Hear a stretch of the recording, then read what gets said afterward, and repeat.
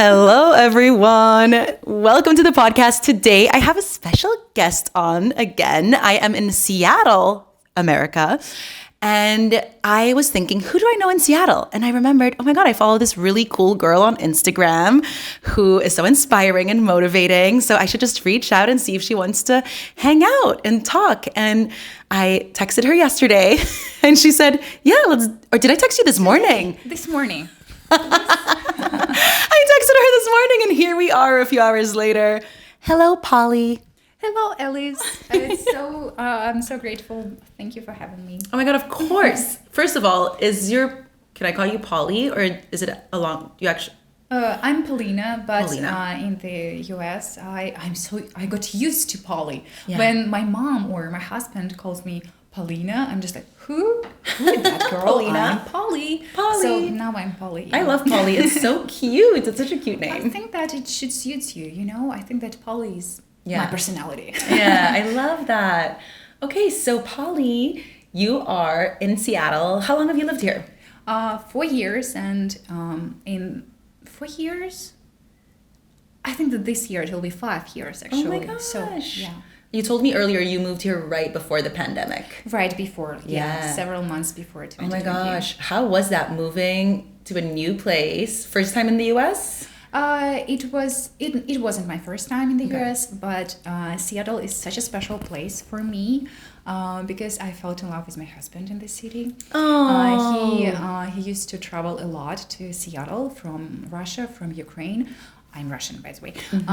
So he spent like 6 months trip in Seattle or 3 months trip in Seattle, and when we started dating, he invited me to join him in his business trip, and my first ever trip to US was in 2015. Yeah. And it was Seattle. Oh. And next year we were already married, and his business trip was right after our marriage. Like 2 weeks after. Yeah. And I called it honeymoon because I Honeymoon in Seattle. Honey business trip to Seattle. So Seattle is very special, and can you imagine living in the city in the country where you spent your honeymoon and you just happen to live here? So it's very special, and I love Seattle with all my heart. I'm sorry, it's so no, I love long topic. Yeah, no. I can speak about Seattle for so long because I really enjoy living here. I love it. I love this vibe, even if it's Seattle freeze, even if it's cold, even if it's, I don't know. It's so beautiful. Yes. Honestly, like I've only been here a few days, but just the nature, the architecture, there's Have so you seen much. the library? I have not been to the library. You have to. It's one of the most beautiful buildings in Seattle. It's on 5th Avenue. Okay. I will go. I'll go tomorrow. Zaha Hadid. Oh, yeah. She has a building in Antwerp as well. Yes. Yeah. See, this is why I need to hang out with locals. Maybe I'm wrong. Maybe we're wrong. It's okay. We'll just go with it. Just go with it. I'm sorry. Okay, while you're Googling this, let's see if the library... Who is the fact check? I love this podcast, a podcast I listen to It's Ram Koolhaas, I'm sorry, but it's famous for New York. Okay, wait, what's his name? Ram Koolhaas. Okay. It's in New York. I think he's... This is not an architecture podcast. Let's talk about fitness. I'm sorry. Oh my God, I'm so embarrassed. God, that's I'm so flushing. funny. Don't worry. Oh my God, I give wrong facts all the time. I tell people all the time when I'm talking, or if you're listening to this podcast, take everything with a grain of salt, because what do I know?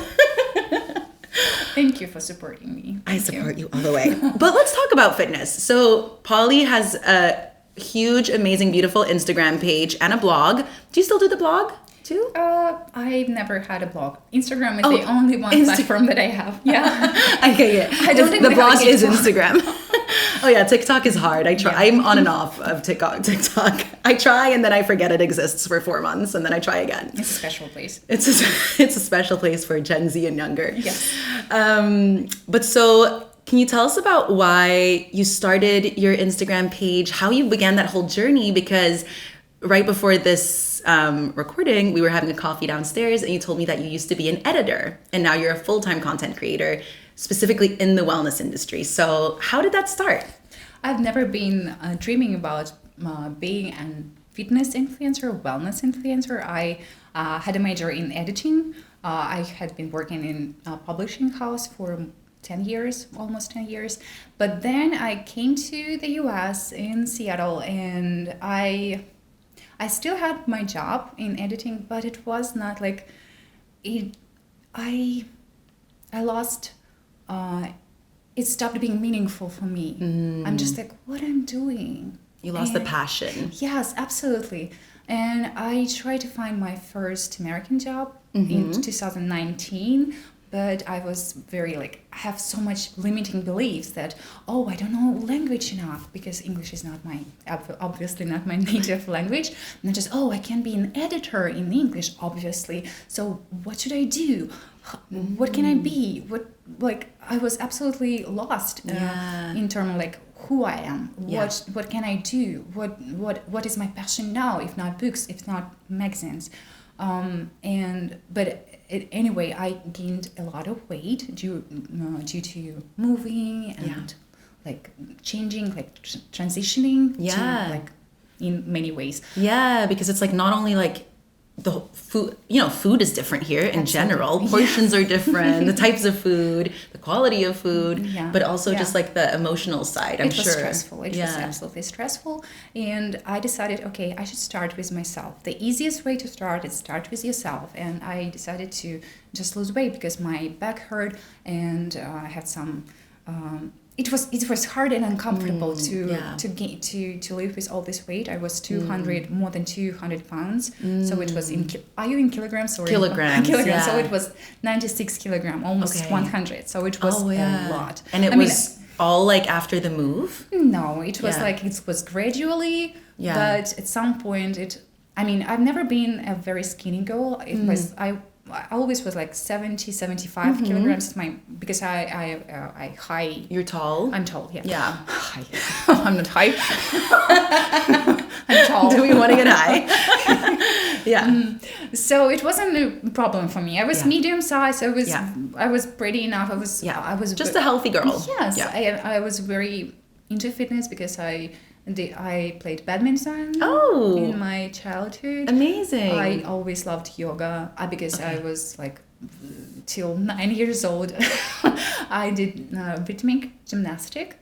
What is it called? Rhythmic gymnastic. Oh, rhythmic gymnastic. Yeah. It's like with the twirls and the dancing. Yes, I did gymnastics for a long time as a kid, but we never did. We never did rhythmic. But when we went to the competitions, like every weekend you go to a different competition. I would see the girls with the twirly sticks and the bows I was so jealous. I always wanted to do it. It's beautiful, and you became very flexible. Yeah. So if you have to be a rhythmic gymnastic, you have to do a test. Like I was 6 years old when I did this test. So the teacher just have to test your flexibility. And it just happened to me that I was flexible. Okay. And I really love to keep this skill. Like flexibility is, what is it? Is skill or is it feature? It's so crazy. Yesterday, I just saw this random post, so I don't know how true it is, but it was saying how flexibility doesn't have anything to do with, your joints or your muscles, but it's your nervous system.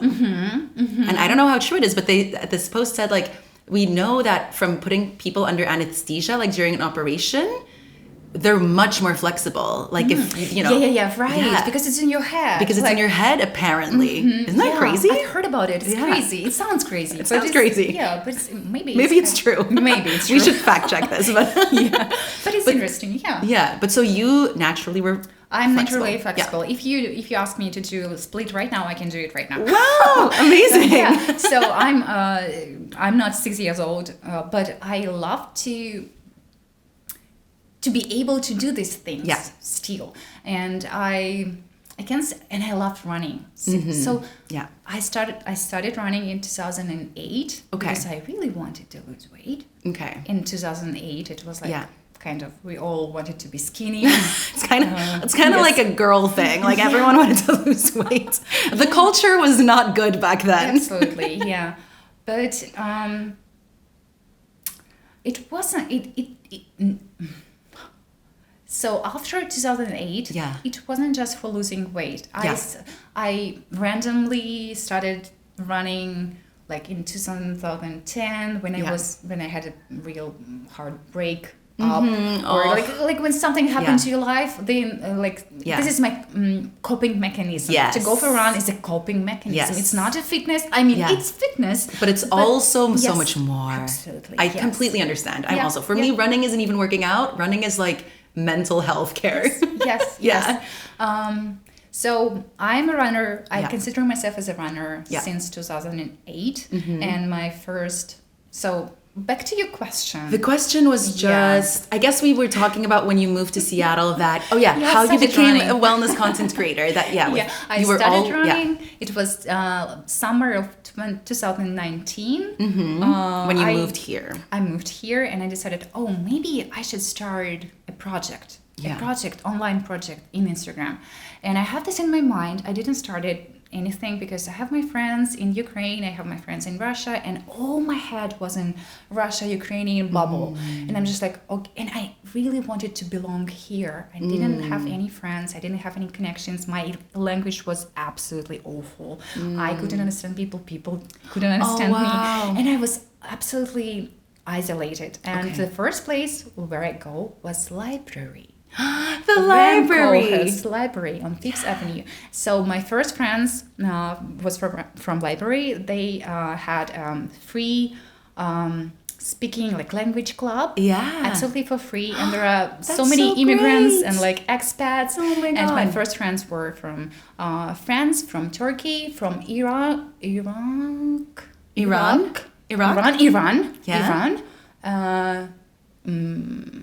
Wow, that's amazing. So that's what helped me to conquer this Seattle freeze. But anyway, my head was in Ukraine, in Russia, and I decided, okay, I need to be here. I need to be here right now. Here, I have to belong here. And I decided, it was the beginning of 2020. It was February 2020, and I decided to have I don't know how to. So I stopped doing my personal Instagram, and I created a new one. That was dedicated to fitness, to running. It was a project. Your personal journey also. Yes. I don't. It wasn't my personal journey. It was a project. It was a journey. It was a project. So I started thinking how to film good, what to wear, how to create a beautiful scenery. So for example, that's how my push-up project challenge began. So for those of you that don't know, one of the things you're famous for, or well known for, is that you do how many push-ups every single day? 10 push-ups every day, no matter what. Yes. And I love the videos you post, because you have now you've done it for so many years. You have through winter, rain, sunshine, wherever you are, 4 on your rooftop. 4 years you're doing your push-ups. Last month it was 4 years anniversary. Wow. I can't believe it, because in 2019 and 2020 I couldn't even do even one good push-ups. It was struggling. My arms were shaking. It was absolutely, I wasn't good at all. So in running I was okay. I know that I don't want to. I ran my first half marathon in 2018. My first half marathon in Amsterdam in 2017. Marathon in 2018 in Budapest. Wow. And so I was enough for running. I'm a slow runner. I'm good with it. So it's just mental health. Just being with yourself, me time, and of course fitness. Doing your steps, being cardio. Cardio is a good thing. So I decided to have a project with push-ups because I've never been good at push-ups. And the only one place that inspires me, it still inspires me. It's my rooftop in my apartment complex. I'm just okay, I feel it's my power place. Seeing rooftops, seeing the beautiful Lake Union. And I'm just okay, maybe I should film myself. And I bought my first tripod. And that's how it started. And you started with the push-ups. That was the first videos you made. Yeah. Wow. And I remember this was my first story. Like, I hate push-ups now, but I promise I will love them. And the idea behind it, it wasn't like, many people ask me like, how many push-ups can you do right now? Yeah. I mean, it's not the point. Yeah. The point is to love doing it. Like, Yeah. to be like, if you ask me to do push-ups right now, I can do it like right now, beautiful and like beautiful. Yeah. It was the main word. You have to do it, not a lot. Yeah. I can do a lot push-ups. Yeah. It's still hard. Yeah. But I can do it technically right, technically beautiful. I am satisfied when I am looking at myself right now doing push-ups. But at the beginning, it was a struggle. Wow. I wanted to give up because I didn't know, I didn't believe in myself at all. Like, how many months did it take you to feel like you could do a good push-up? 1 year. A year? Yeah. So you hear that at home. Don't give up. You have to keep going. Yeah. It takes a while to conquer something that's completely new and that you've never done before. And a push-up is hard, right? Absolutely. Yeah. I think that, many people, when some of my videos became viral, and many people like, I work out in the gym like several times a week. I do like push press and I work with dumbbells, but I never for my life do a push up. And I think that push up is a very good indicator of your overall fitness, because it's not just your arms, it's your chest, it's your abdomen. Wow. It's like, I even can feel my calves when I do push ups. And your quads yes, it's your full body. Exercise, and that's why I love it. And another one reason why I love it, because you don't need anything. It's like running. Yeah. You don't need any equipment to start running. The same with anywhere. push-ups. Yeah. Yes. Yeah. Okay, so you started your project specifically like you were focused on the push-ups. And on losing weight. And on losing the weight. And then when did you feel like it started to kind of take off, as in you started growing a community? And when did you start feeling like, wow, this project is making me feel like Seattle is starting to feel a bit more like home and I have my community here and online? Actually, it wasn't connected with Seattle because, I started this blog and I started doing sweat workouts. Do you know this? Oh, sweat. Yeah. Kyla Itzina's, yeah. Yeah, but I've heard about sweat when I first, it was my third time in the US. I bought my iPhone in Portland, and you have this desk when you can choose and see new iPhones. So it was 2018, and I just choosing my new iPhone. So the small microphone. The small microphone. Yeah, and when I see this new iPhones, there is, you can just choose any apps there, and I'm just like, oh, this is like a very bright pink app on the desktop. And I'm like, what is that? See, anything pink and we're sold. Like, I remember it like it was yesterday. It was 2017. I think it was 2017. Wow. Portland, Oregon. Apple Store. And I just tapped this sweat app, and I'm just like, oh, I kind of love it. I should try it. So I bought my iPhone. And I started doing Kyla Itzina's sweat workouts in 2017. And in 2020, I just remember that I have a nice experience with that app. And I'm just like, why I shouldn't be serious about that? Because that time I wasn't very into that. I wasn't regular. You like did it once in a while. Yeah. And now I decided, okay, I want to be very into my workouts. So I already was into running. I started doing push-ups, but I know that just 10 push-ups is not serious. You have to do workouts. You have to do the work. So I decided to do workouts at Sweat. And I've realized there are so many hashtags like sweat community and sweat people. And I was like, I have 5 followers there in my new account. And I'm just like, oh, I want to make friends. So it was an intention to make friends.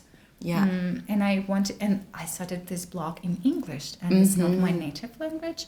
So it was my English lessons every day, every conversation, every comment was my English lessons, because at the beginning I used translator every time. I didn't know what burpee is. I didn't know So I use translator every time.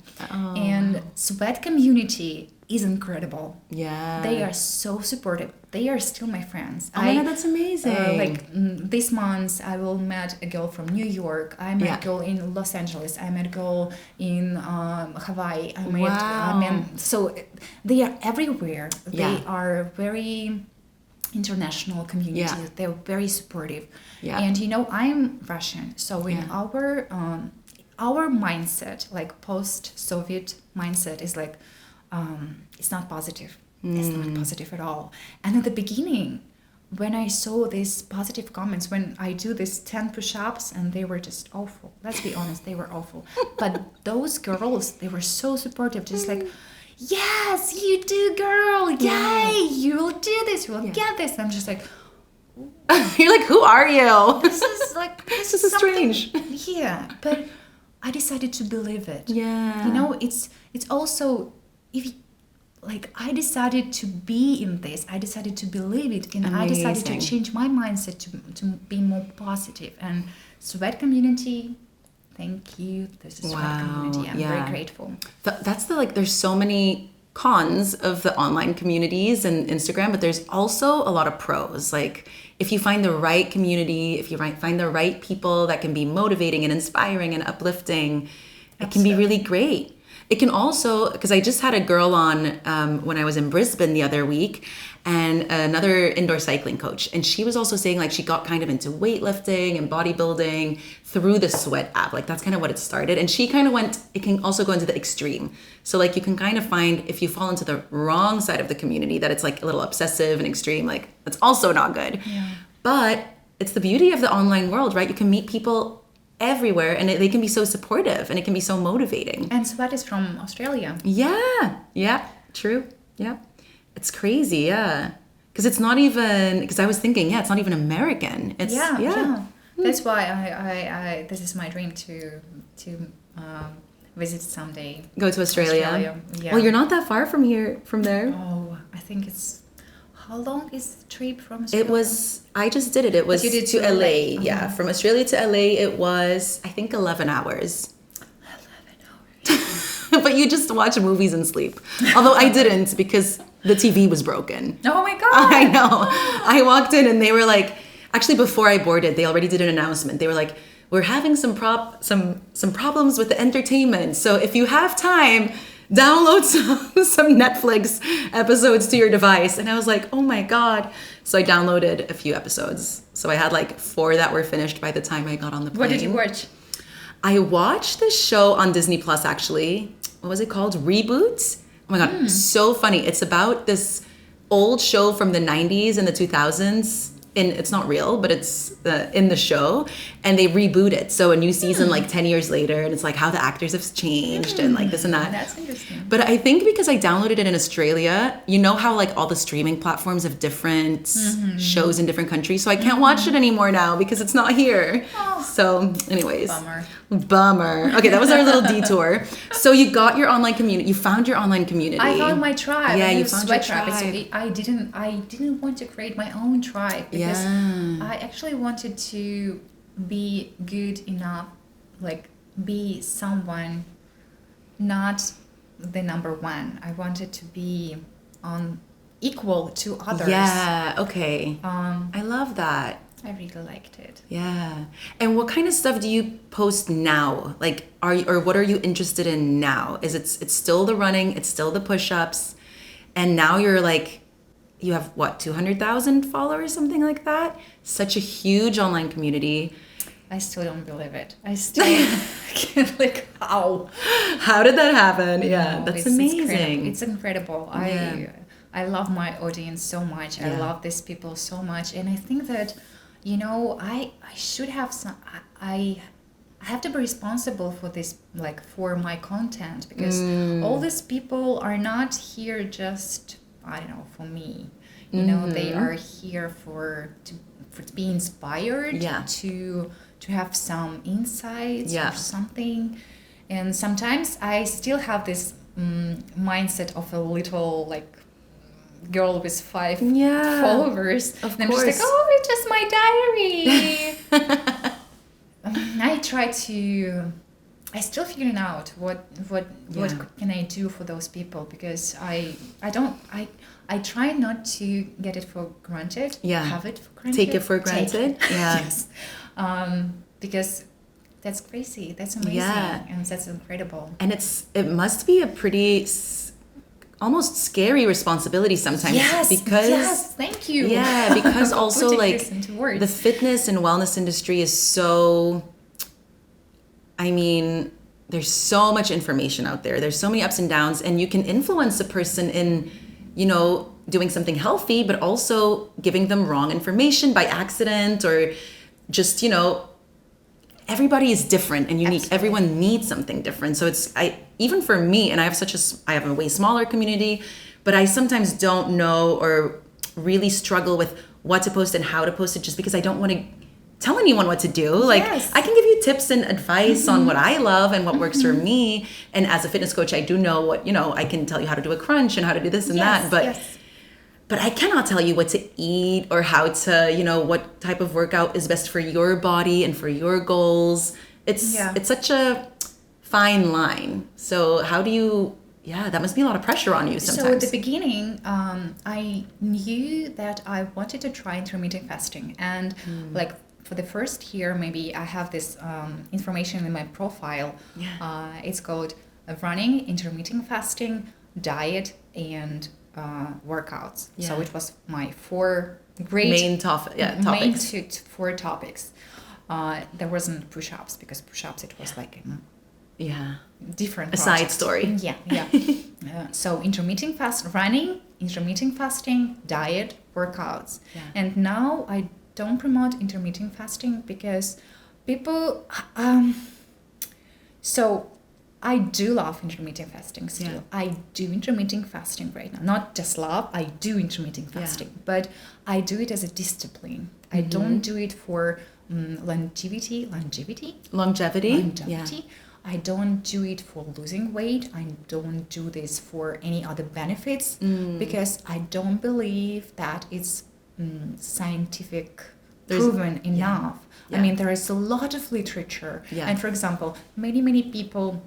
Okay, so how I started intermittent fasting. My first Seattle friend, she's Ukrainian, and she and her husband, they had been doing intermittent fasting for 5 years. In 2020, they already done it for 5 years. Yeah. And they were very fit, they were very into fitness, and just like, wow, guys, I need to try it. So I didn't read a lot of information about it. I wasn't educated about this topic, but I decided to try, and I really loved it. I really how my body responded to it. I have more energy. So I don't want to promote intermittent fasting right now, but it works for you. It works so beautifully for me. Yeah. And but now I don't know, it's so personal. So people use it. There are so like keto diet. Yeah. People use it not quite right maybe these days. There are so many books, there are so many magazines, there are so many even products. If we are talking about keto, there are so many products in market. Yeah, it's all marketing. And something like I love that you say like intermittent fasting, like you still do it for you personally, but you don't per se promote it because it is so personal, and that the science isn't really there yet. Like, because there's science to prove that it's good, there's science to prove that it's not good. There's science to prove that it works for men but not for women. There's science that there's so much out there. And I've heard that if you do believe in something, you will find the proof of your belief. It's like the bias. What's it called? The bias something, and the placebo effect, and the So I can speak just for myself from my experience, but many people are like, oh, have you read this book about fasting? Have you read this? And I'm just like, no, I just do it for discipline. I'm just like, okay, kitchen is closed. That's all. Kitchen is closed because I can eat like I can't stop sometimes. So it's just for discipline's sake. For you, it works. And last month I decided to read my first book about fasting. And on page 18, I realized it's a scam because it's a very, very famous book. It's called Fast Like a Girl. Don't read this book. We're not promoting it. Not promoting it. It's a bad book because on page 18, I believe, there is a statement that it doesn't matter what you eat, like because it doesn't matter when you eat. Like the eating window, Yeah. eating and fasting window is much more important than what you eat. Yeah. It's bullshit. I'm Yeah. sorry, it's bullshit. Yeah. It's much more important what you eat Yeah. than when you eat. Yeah. And this windows like fasting Yeah. and feeding windows works for me because it's just discipline. Yeah. And I need discipline. I need rules. I believe that rules works for you. And with rules you are more free than without Yeah. rules. Rules means freedom. I love that you know that about yourself, that works for you. Yeah. I mean, it's like, I love to use this phrase called, you have freedom within a structure, kind of, which is, it's almost like when you give a prompt for like a creative, like artist, singer, or a writer, you can have so much more creativity sometimes when you say like, now the prompt is you're going to write a story about a cat. And then you can have all the ideas about cats whilst if there's no prompt and you're just like, what am I going to write about today? Because there's so much. Anyways, that was a weird side thing. But I love that it works for you. But I also know, like for me, I know myself and I could also eat all day long, but also I need that. I need it for energy. I wake up hungry in the morning. And if I don't have my breakfast, I will be grumpy. And then by the evening, I will have a binge because I'm so hungry because I didn't eat in the morning. I have my breakfast at 6 a.m. So you just stop eating early. Yeah. Do you know that you can do I'm sorry, I don't want to promote intermittent fasting. We're not promoting it. We're just talking about it. Just intermittent fasting is not about starving. Yeah. You can have so much food since 6 a.m. till 5 p.m. because you're 13. That's your window. 11, 13. Yeah. It's not 16. I don't promote like long fasting. Yeah. It seems like you only live once. Why are you being so strict on yourself if you would do like and I'm not really 4-hour strict. eating window? I'm not really strict. If I have some fancy place to eat with my husband, like or celebrate something or meet with my friends, I don't care. Yeah. It's funny that we're saying like, guys, we're not promoting this. And we're talking, but no, because just it's so interesting, like the responsibility of people, like it does lay like, what am I trying to say here? I'm trying to just say for people at home listening, for you, for me, like we're in charge of what we listen to, but also what we then take from that, right? It doesn't matter. Some people I follow on Instagram, I love 80% of what they say. And then there's 20% that I don't agree with. And then I just don't listen to that. Or I just don't, I don't take it. It doesn't mean that you have to like, oh, this girl is doing that, so I have to do it. Like we have to take the responsibility to know ourselves, to know what works for us. You can still listen and see things and decide like, oh, you know what? I'm not going to try that. It's okay. We all have to have this personal filter for all the information. Yeah. And you have to, this filter should... We need our common sense filter on. Like, something like that. Yeah. I think it's important. Yeah. It's hard. And also, you have young girls that follow maybe along and then you don't know, it's a hard thing, social media, right? But anyway, it's a good place to meet new people. Yes. And to be supported when you think that you're alone, you're never alone in social media. Yeah. And I really love that the sense that social media that's such the big pro. Also, like I've been traveling for 3 months, for 2 months now, and I've met so many people through social media, like you. Yes, exactly. And I've been following you probably for 2 years now, maybe something like that. And it's just so nice that all of a sudden it works out. We're in the same city. So again, so many pros as well. Yeah, and I think that we are so open. I mean, we've never have like deep conversation like when we met just a couple like 1 hour ago in the bar lobby. I realized that I don't know you, I don't know you personally like a lot, good enough. And it's so good that we're still stay open to meeting new people, to have new connections. This is the beauty of social media. It's so nice because you can follow someone and kind of know them, but until you meet them in person, It's very different. And it is really nice to meet people with different backgrounds from different countries, in different countries, and with the same interests. And we kind of connect on that. Yeah. I mean, even downstairs, we were wearing the same shoes. I'm wearing a women's best sweater, the same one that Polly has at home. We're like, we live in this sweater. Yeah, why I'm not in women's best? I'm really embarrassed. But yeah, the world really has become so small, actually, right? When you're on social media and you realize how many, for you, like you can reach so many people and have a positive influence. And then you can, maybe some girls now are doing their push-ups because they saw it from you. That's really amazing. Yeah, I think that my two most influential things is running. Yeah. I think that I promote slow running since 2020 because I used to be that girl that, I'm not good enough. I run 5 kilometers in 32 minutes. It's too much. That's why I don't like running groups, because you have to keep some pace. Yeah. And when you're running alone, you are just on your own. You can do what you want. Yes, and it's not about pace, it's not about speed, it's not about distance. It's about you being right now, right here, outside. Yeah. Because I'm such an introverted home. How do you call this person? Homebody. I love to be at home. Yeah. And so when I go for a walk, for example, I'm a very slow walker. Yeah. I'm a very slow runner and slow worker. So running is a little bit more efficient for me. Yeah. But I do promote, walking is a good exercise, very underrated. Yeah. And very good one. Yeah. But I think that I promote mostly running and push-ups and being kind to yourself, but be disciplined, because discipline is not being hard to yourself. I don't promote, I don't believe in pushing yourself. No, not when you're feeling horrible and when you're feeling sick, still do it. No.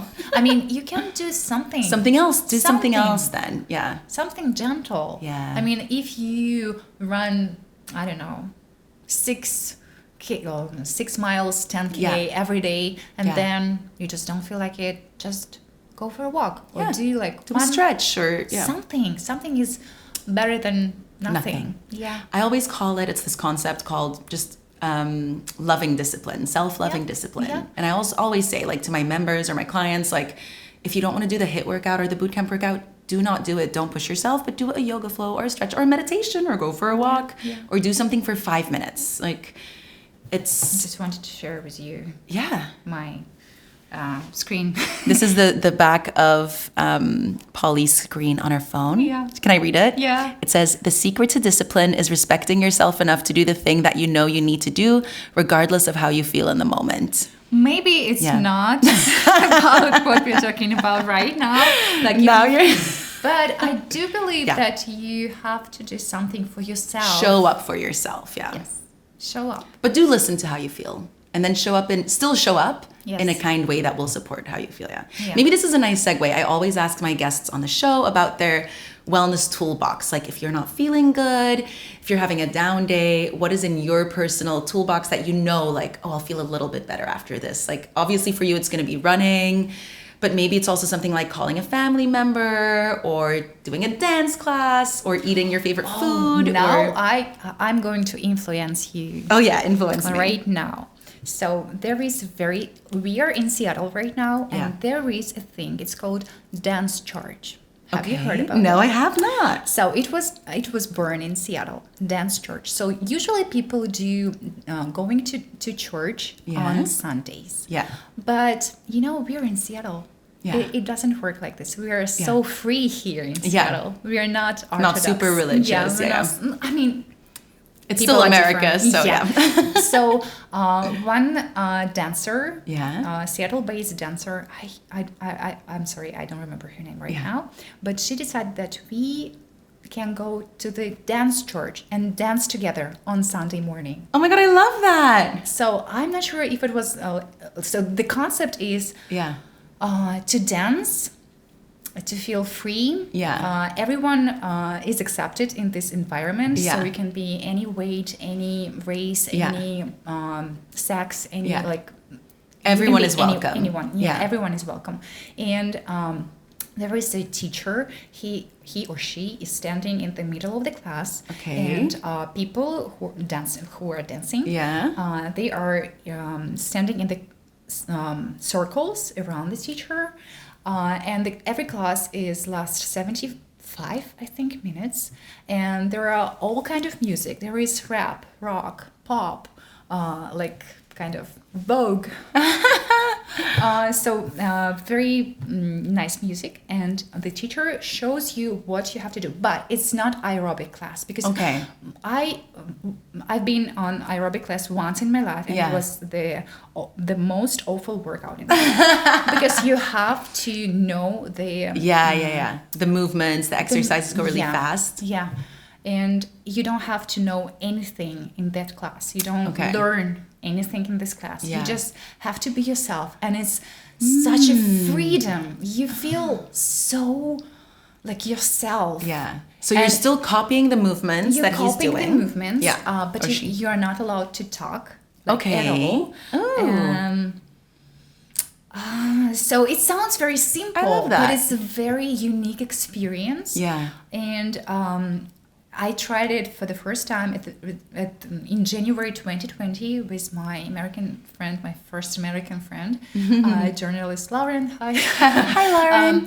So I was shocked that you can be so free with other people and no one watching you, no one judging you. Yeah. And you are on your own, even if you're with your friend. Because you can speak, you can interact with others. It kind of sounds like a mix of, do you know ecstatic dancing? No. Ecstatic dance is like really in with kind of like the yoga, hippie people, wellness people right now. Like it's basically, it's a dance party, but no alcohol, no drugs, no talking.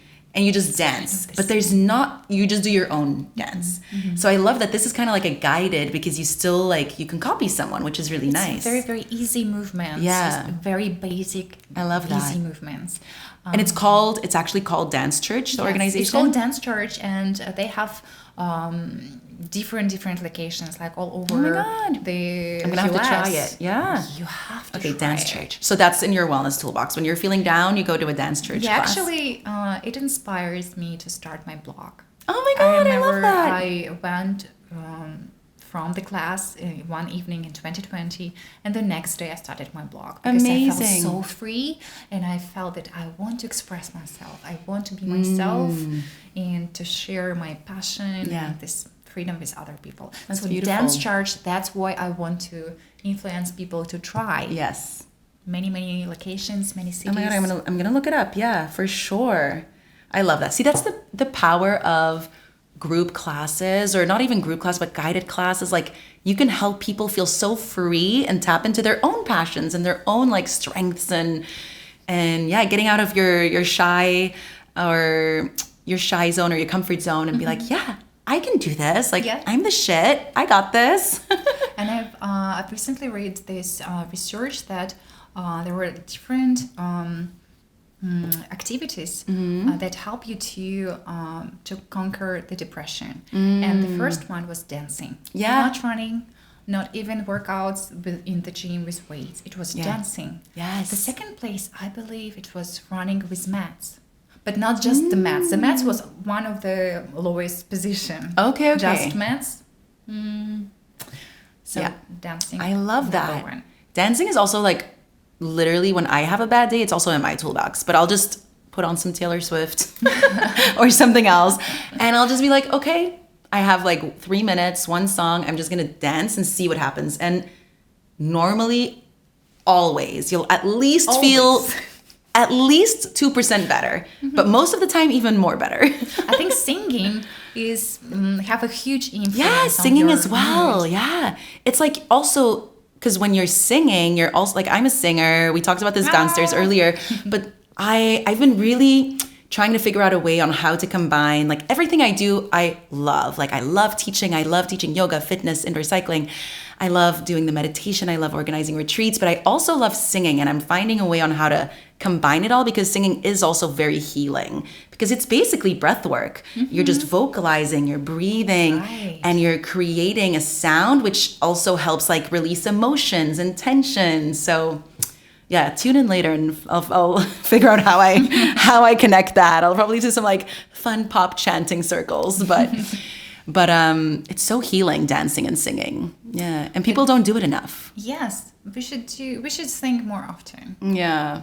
But I would like to add about yoga, because I don't think that yoga helped me, because so I do love yoga so much. Yeah. But I love powerful yoga. Yeah, I love power vinyasa. yoga. Yeah. I love to work really hard. Yeah. So sometimes I think that yoga is the hardest exercise in my routine. Not workouts like in the gym. Yeah, this way. yeah. It's not running. The running is like relaxing. Yeah. Just with a heartbeat. Yeah. But yoga, powerful yoga. It's wow. But when I'm just like deciding, oh, I don't feel good enough today, so maybe I should try some like a yin yoga or a recovery yoga. Some low impact yoga. Yeah. And it usually it crushed me Yeah. on mental state, because It's hard. it's not hard.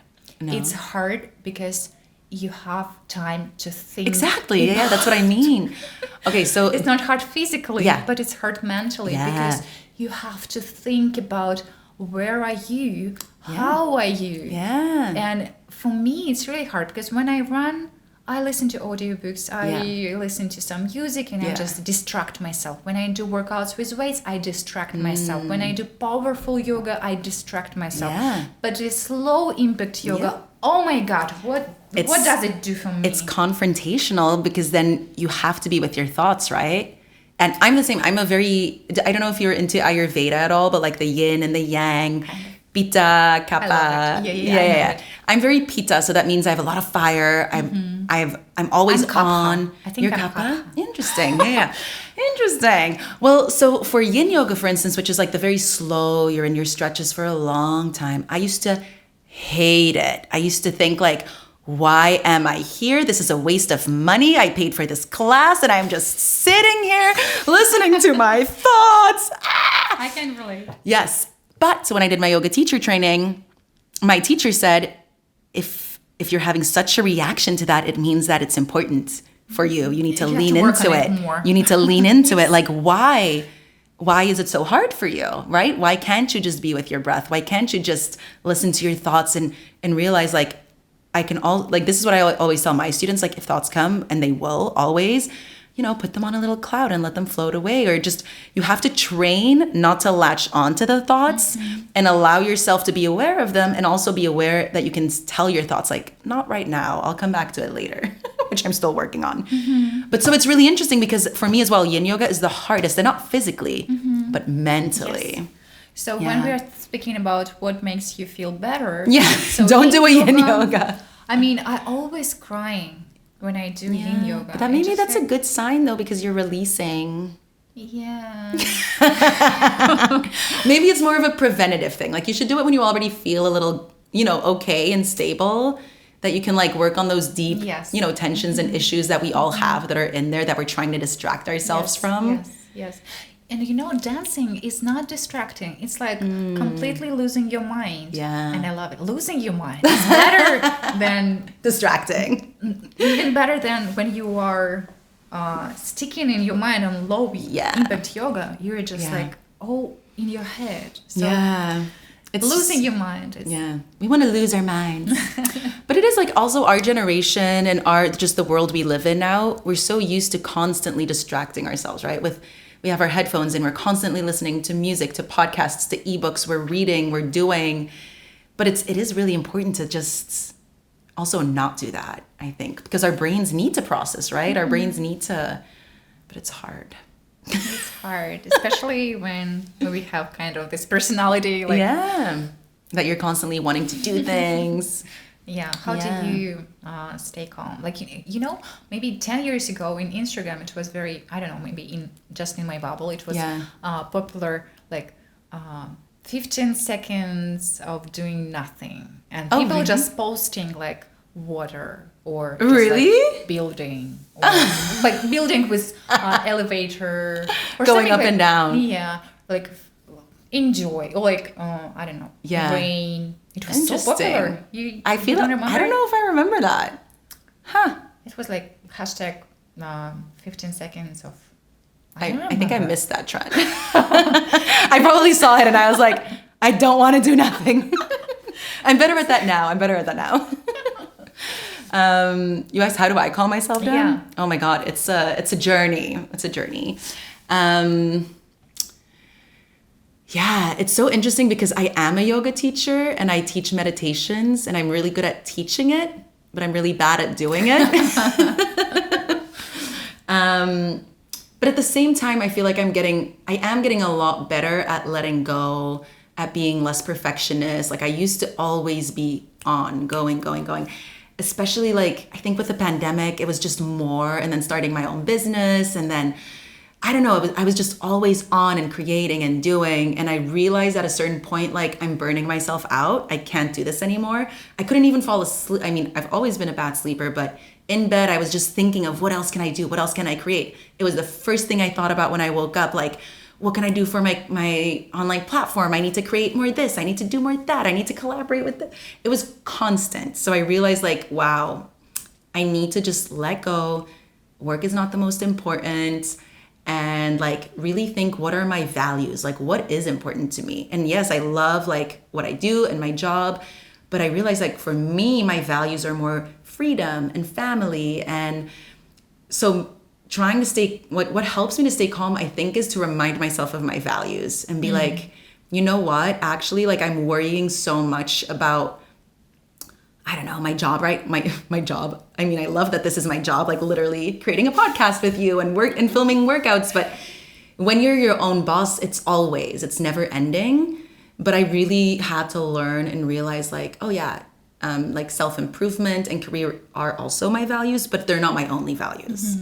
So I think that really helps to just remind myself and then just work preventatively realize, like my therapist said once, like if you're really having a bad time sleeping, I always used to be like, I have to drink less coffee. I have to do less of this. I have to do something to sleep better. And she was like, maybe it's not about doing something different or doing more or doing less, but just realizing you're like the reason you're sleeping bad might be a symptom of that you're doing too much during the day. So just do less. So I've really been practicing doing less and not feeling guilty about it and just accepting that. And it's a journey for sure. But I feel like I'm getting really good at doing nothing. Traveling helps because you know, I'm constantly in new places now. And then in my head, I'm like, oh yeah, and then I'm going to record 5 workouts on that beach. And then I'll edit them in that coffee shop. And then I'll do this. And then I'll collaborate with that person who lives there. But then I'm like, oh no, I'm in this new place now. I want to go to a museum. I want to relax on a beach. I want to actually have a dinner and talk to someone. So it's been kind of almost like I've been forced to slow down, which is really nice as well. I understand 100% what you're talking about. I can relate. Yeah. And last month I met my friend and we created a formula for happiness, actually. It's like being unproductive, like enjoying yourself while being unproductive. For example, when I went for a run, at some point I decided, just running is not productive enough. It's not effective. I need to listen to audiobook in English because I want to learn, because I need to be productive. And actually, or some people like, I need to go for a run and go fast and like push myself to the limit. But when you are just enjoying running, when you just run for fun, and just enjoy the time outside without being productive, that's happiness. Yes. That's like coming to the roots, coming to your core self or something like that. Yeah. So being enjoying yourself while being unproductive. Yes. Allowing yourself. It's so hard, right? I mean, we're from the era of the girl bosses, right? Where we're like constantly doing and more. And it's a fine line because yes, I think we need to be productive and we need to be. It's popular feminine type. Yeah, yeah, yeah. It's a popular feminine type, Yeah. but we are not all this. It's just No, popular. yeah, yeah, It's yeah. just popular to be like this. It's Yeah. just in fashion to be It's like in that. fashion, it's a hype, but also I do think it is important, right, to have your own projects and To be passionate about passionate some about project, something. Yeah. Maybe not a project. Exactly. To be passionate in general. And it is really empowering to be like, yes, I want to have my own thing and I want to have independence and freedom. But we need to also just be able to tune out and enjoy and unplug, Yeah.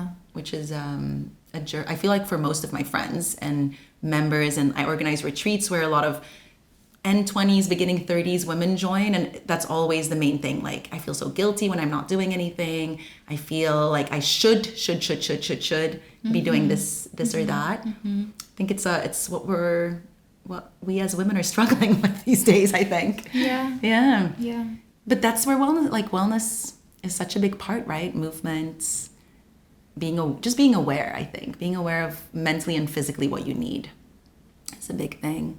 Yeah, I think wellness is much more than just go for a run and just fitness.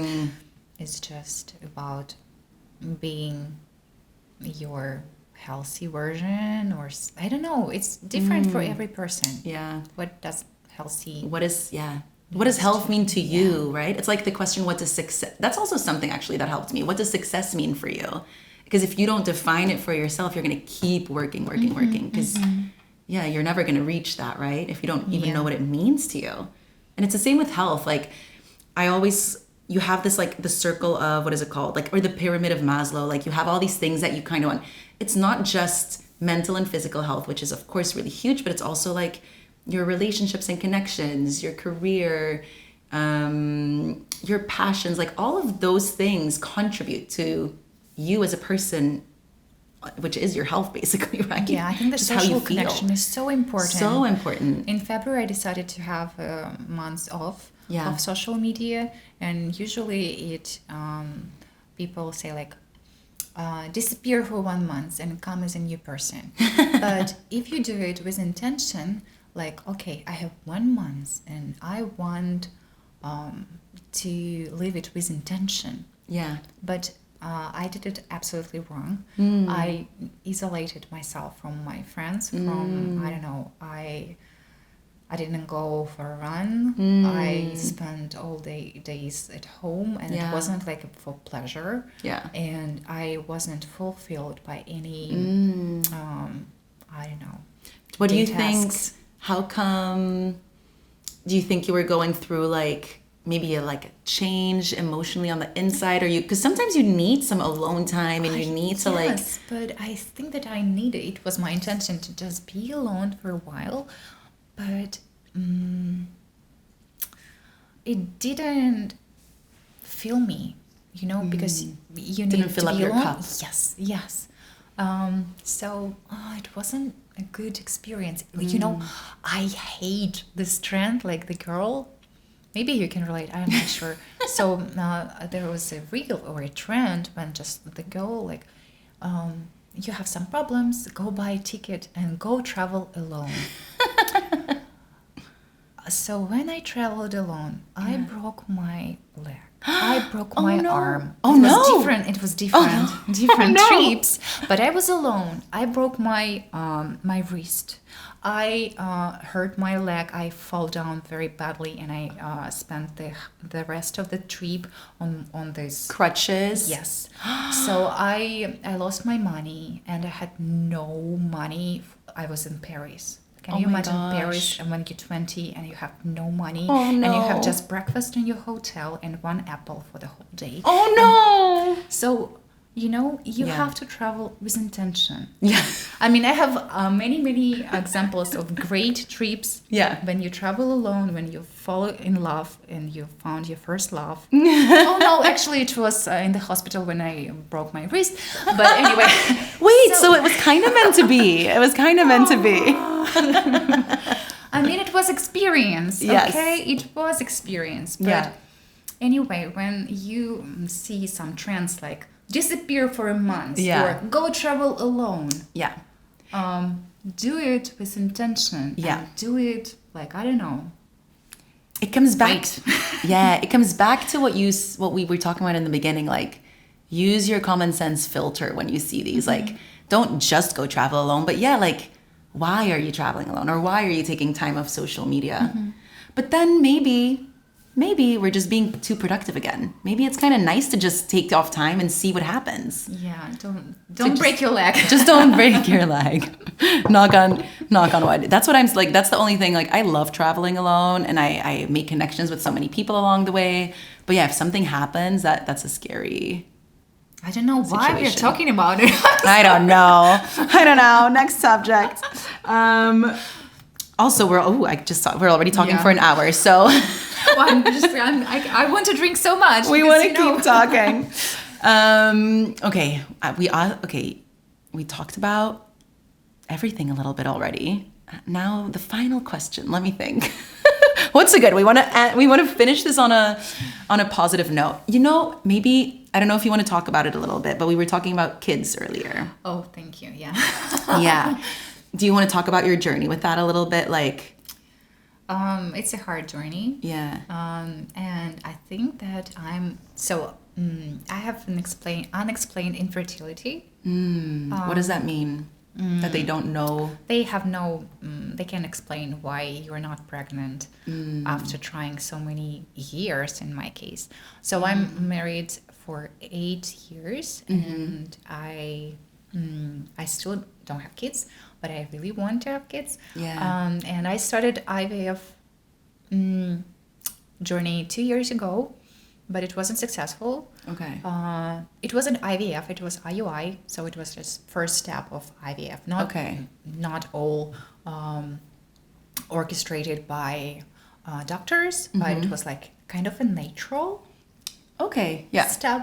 But it didn't work. Yeah. And after that, I had some time off to just understand why it doesn't work.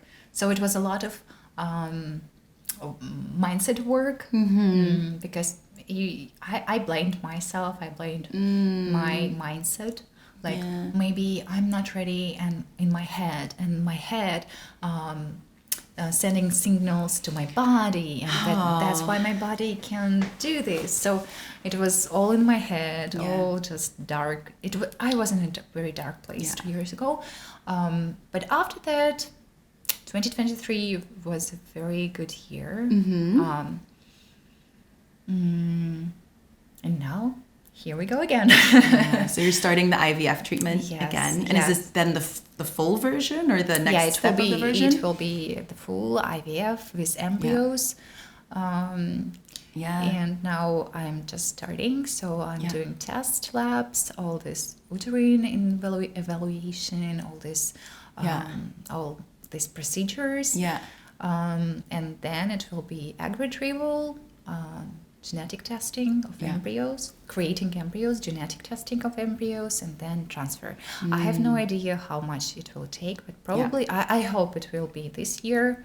But there is a way with no guarantees. There is a journey with no guarantees. Absolutely. It's probably a big test in letting go and just being along for the ride. And it must be really hard though. It's hard, but I just recently found a very optimistic, very positive YouTube channel of another Seattle-based girl, and she documented her IVF journey, like step by step. And it was successful. Oh, and great. She was in that state of mind where she thought that she would never be a mom. So she didn't believe that she could be a mom. And then it happened to her. So when she was in the middle, or maybe in the beginning of this journey, she said, I want to have this life. When I tried, I have this chance, and I want to use this chance. So it's not a drama. It's not something like, I can't live without kid or something like that. No, it's just having this chance and be able to use it. So I think that where I am now, I want to try it. I want, maybe it's a new project, like push-up journey. Maybe I should, and I think that to be honest and to share, I think that sharing your journey, your way with other people is so important. Yeah. And it helps not just me, it helps others. Yeah. To realize you're not alone, other people are going through this. Yeah, and just documenting it, because it's so funny to see old videos of the same push-ups, or like progress is right here. Yeah, progress is even day 1, day 2. Yeah, it's still progress, and it's beautiful to see the whole way, the whole. The story, journey, the process, the story. I think that I love the world story more than journey. I don't know why. I mean, stories are as humans how we have connected all throughout history, right? Yeah. Storytelling is so big. Storytelling, I love it. And I think just to end with what you were talking about, how you were like, it's my mindset, blaming yourself. That's kind of a shadow side of the wellness industry. Like, if only I would eat better, or if only I would work harder. It's not just only. But it's not. It's never only. And some things are also just out of our control. Some things, you can be the healthiest person alive and still get cancer. You can be some things we really can't control. And I think sometimes our generation is like, we put so much pressure on ourselves to be perfect and better and the best version. But some things just are, right? Yeah. And I've never been in AA, and but I do believe in the mantra. So you can change what you I've never been in AA. I don't know by my heart this mantra, but you can change what you can change. Yeah. And there's something beautiful in... It's not everything that depends on you. Not everything depends on you. Yeah. And you can control just the only one small piece that depends on you. And don't fail that.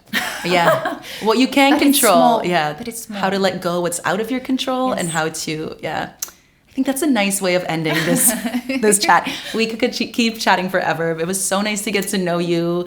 And I will definitely go to the library tomorrow. It's a beautiful building, and you have to go to the 11th floor. I think that it's 11. 11th floor. Yeah. All right. Where can people find you? I'll put it in the show notes, but also just promote yourself here, wherever.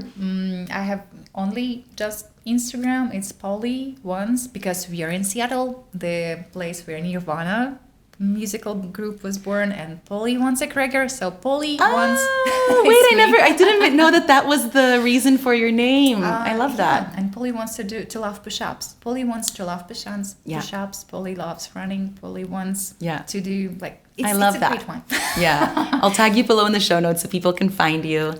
And thank you so much for having me. It was so great to see you and finally meet you. Yeah. Thank you. If you're ever in Antwerp, let me know, and we'll get a coffee there as well.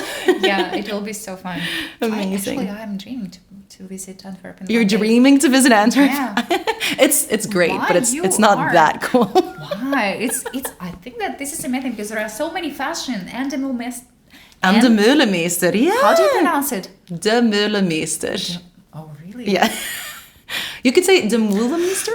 I don't know. I pronounce it and I can't pronounce it. We'll just say Anne. But there are so many fashion. There's so many museums. It's beautiful. It's beautiful. You just need a weekend or a week. More than a weekend.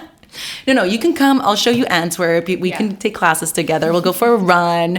And then you can go to Brussels, to Bruges, to Ghent. And then you've seen Belgium. No offense to my Belgian listeners. We promote Belgium. All right, people at home, thank you so much for tuning in. And as always, remember that you got this. And if you have any questions, don't hesitate to DM me or Polly. I'm sure when we have time that we would always love to connect with you. Have a beautiful rest of your day and see you later.